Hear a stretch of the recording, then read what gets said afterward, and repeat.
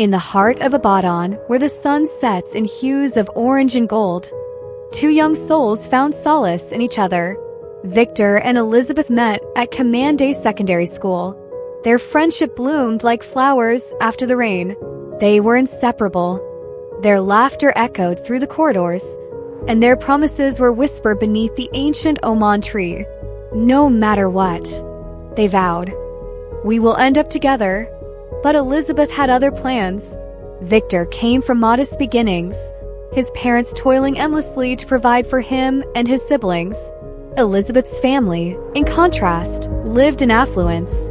Though the disparity meant nothing to the two of them, it was a glaring reality to Elizabeth's parents. After secondary school, they sent her abroad, far away from the boy to whom she had given her heart. Victor wrote letters, poured his love into ink-stained pages, and prayed for a response. But silence was all he received. Days turned to weeks, weeks to months, and eventually years passed. The pain of her absence became a wound that refused to heal.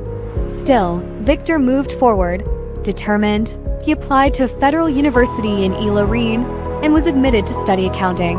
He worked multiple jobs to fund his education, often skipping meals, enduring sleepless nights, and pushing himself beyond limits. 5 years later, he graduated with honors. Yet, even as he held his degree, a small part of him still longed for what had been lost. Life went on.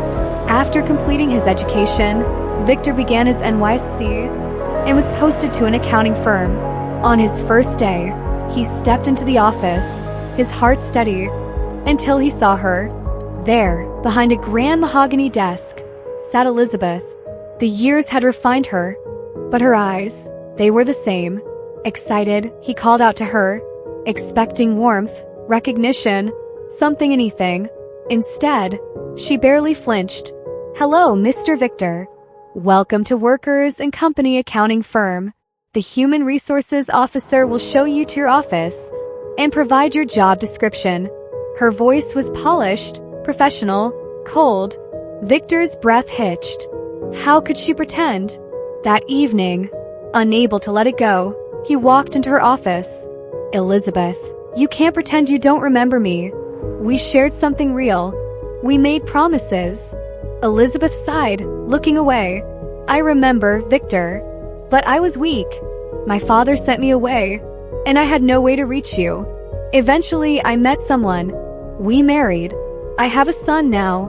I'm sorry, Victor. What we had, it's in the past. His world crumbled. That night, Victor drowned in sorrow. But sorrow had never been enough to break him.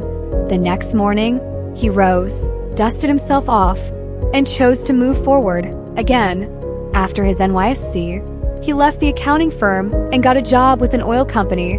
There he met Cynthia. Cynthia was kind and patient, a woman who had endured her own share of heartbreak. She was hesitant at first, but Victor promised he would never hurt her. Their love blossomed slowly, but beautifully. A year later, he proposed. She said yes, her eyes brimming with joy. They began planning their wedding. Everything felt perfect, until one night, the past came knocking. Victor's phone rang. On the other end, a voice he hadn't expected.